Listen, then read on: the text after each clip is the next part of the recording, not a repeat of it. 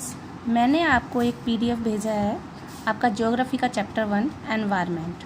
तो आपको ये अच्छे से रीड करना है। यहाँ आपको एक स्टोरी दी हुई है एनवायरनमेंट की, तो आपको वो पढ़नी है। मैं आपको मेन पॉइंट्स आपको बता देती हूँ। एनवायरनमेंट क्या है? Environment is our basic life support system. ये हमारी लाइफ को सपोर्ट करने का सिस्टम, करने वाला सिस्टम है। सो environment everything that surround us means people, thing, place and nature that surround us, मतलब जो हमें चारों ओर से घेरा हुआ है वो सब एनवायरनमेंट कहलाता है। एनवायरनमेंट के मेन कंपोनेंट 3 हैं।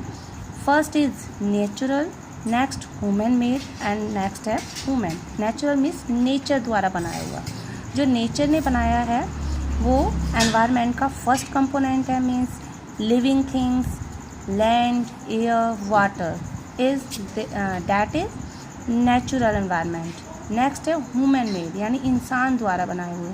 आप देखिए building, parks, bridge, road, monuments, industries etcetera, that is human made. Means इंसान ने जिसको बनाया वो ह्यूमन मेड, यानी अपने अकॉर्डिंग, जो उसने अपने नीड्स के अकॉर्डिंग जो एनवायरनमेंट उसने बनाया वो ह्यूमन मेड एनवायरनमेंट कहलाता है।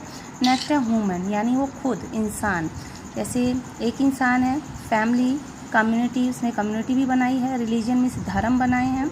एजुकेशनल, नेक्स्ट एजुकेशनल है, इकोनॉमिक है, पॉलिटिकल सिचुएशंस है, ये सब इंसान द्वारा बनाई हुई है। तो ये ह्यूमन एनवायरनमेंट के अंतर्गत आती है। नेक्स्ट है नेचुरल एनवायरनमेंट क्या है? नेचुरल एनवायरनमेंट में क्या आपने 6th क्लास में पढ़ा था कि lithosphere, hydrosphere, biosphere and atmosphere, इन सब के बारे में आपने पढ़ा था। तो ये सब नेचुरल एनवायरनमेंट के अंतर्गत आती है। फर्स्ट है आपका lithosphere. What is lithosphere? Lithosphere क्या है? आप यहाँ देखिए, lithosphere is the solid crust or the hard top layer of the earth, यानी जो मेन मजबूत जो ठोस परपटी है, क्रस्ट है अर्थ की, वो लिथोस्फीयर कहलाती है। और ये थिन लेयर से ढकी हुई होती है सॉइल की। That is made up of rocks and minerals and covered with thin layer of soil. Means lithosphere जो है वो हार्ड क्रस्ट टॉप लेयर है और ये रॉक और मिनरल से बनी हुई है और तथा सॉइल की थिन लेयर से ये ढकी हुई है। नेक्स्ट है आपका हाइड्रोस्फीयर। हाइड्रोस्फीयर जो है, जो ऑल वाटर बॉडीज़, यानी जैसे पॉन्ड्स, रिवर्स, सी, ओशियंस एक्सेट्रा, ये सब हाइड्रोस्फीयर के अंतर्गत आती है। नेक्स्ट आपका atmosphere. Atmosphere is a thin layer of air that surround the earth, यानी एक एयर की थिन लेयर जो है, जो अर्थ को कवर की हुई है, वो एटमॉस्फेयर कहलाती है। और जो अर्थ की ग्रेविटेशनल पावर है वो एटमॉस्फेयर को पकड़े हुए है। और एटमॉस्फेयर जो है वो हमें प्रोटेक्ट करती है सन की हीट से, यानी जो हार्मफुल रेज होती हैं सन की, जो स्कॉर्चिंग यानी झुलसाने वाली गर्मी होती है, उससे हमें प्रोटेक्ट करती है। कौन सी लेयर? एटमॉस्फेयर। नेक्स्ट है बायोस्फीयर। बायोस्फीयर जो है, it is a narrow zone of the earth where land, water and air interact with each other to support life, यानी जहाँ ये एक नैरो जोन है अर्थ का, जैसे लैंड, वाटर और एयर, जो कि लिविंग थिंग्स को इंटरेक्ट करती है। मतलब जीने के लिए जिन चीज़ों को ज़रूरत होती है वो, जैसे लैंड, वाटर और एयर, ये सब क्या कहलाते हैं? बायोस्फीयर। नेक्स्ट है आपका व्हाट इज इकोसिस्टम। इकोसिस्टम क्या है? इकोसिस्टम जो है the relation between the living organism, यानी जीवित प्राणियों की रिलेशन किसके साथ? सराउंडिंग, अपने चारों ओर के एनवायरनमेंट के साथ जो है वो इकोसिस्टम कहलाता है। आप यहाँ देखिए, इसकी जो this relationship between the living organism as well as the relation between the organism and their surrounding form an ecosystem, ये एक इकोसिस्टम बनाता है।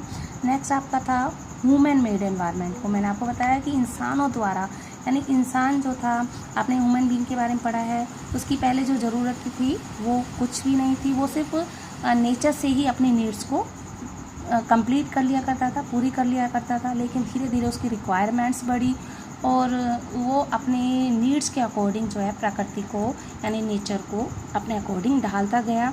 जैसे उसे सबसे पहले घर की ज़रूरत लगी, उसे घर बनाना चाहिए बारिश से धूप से बचने के लिए, तो उसने घर बनाया। पहले कच्चे मकान में रहता था, धीरे धीरे वो पक्के पर जो आपके सामने है, धीरे धीरे उसने कितनी इम्प्रूवमेंट की है, तो वो ह्यूमन मेड एनवायरनमेंट ही कहलाता है। यानी इंसान ने अपनी ज़रूरतों को पूरा करने के लिए जो एनवायरनमेंट तैयार किया अपने चारों ओर, वो ह्यूमन मेड एनवायरनमेंट कहलाता है। तो मैंने आपको बेटा ये चैप्टर के मेन पॉइंट्स बताए हैं। अब आपको इसकी एक्सरसाइज देखनी है। Tick the correct answer which is not a natural ecosystem. इसमें कि इसमें से नेचुरल इकोसिस्टम नहीं है जो, वो बताना है। डेजर्ट जो है वो नेचुरली है। नेक्स्ट फॉरेस्ट भी नेचुरल है, वो इंसान ने नहीं बनाया। नेक्स्ट एक्वेरियम जो है वो इंसान द्वारा बनाया हुआ है, ये ह्यूमन मेड है, मीन्स ये नेचुरल इकोसिस्टम नहीं है, तो आप इसको टिक करोगे। नेक्स्ट है which is not a component of human environment. जो ह्यूमन एनवायरनमेंट का कंपोनेंट मीन्स उसका हिस्सा नहीं है, ह्यूमन एनवायरनमेंट का जो हिस्सा नहीं है।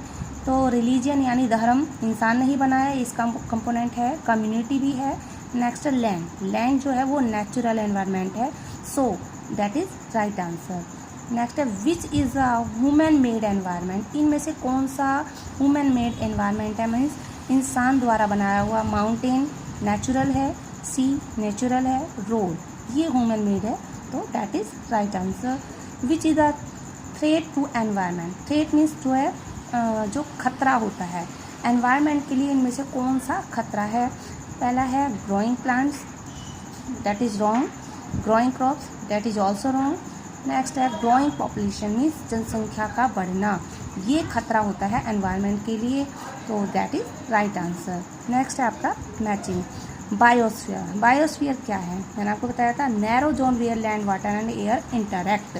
तो बायोस्फीयर क्या है, ये एक नैरो जोन है जहाँ लैंड वाटर और एयर जो है एक दूसरे से संबंधित होते हैं। चारों ओर का जो एरिया जो एक लिविंग थिंग्स के लिए आवश्यक होता है। नेक्स्ट है एटमॉस्फेयर। एटमॉस्फेयर क्या है, blanket of air which surround the earth. ये एक एयर का ब्लैंकेट है जो अर्थ को चारों ओर से घिरा हुआ है, तो इसको आपको इससे मैच करना है।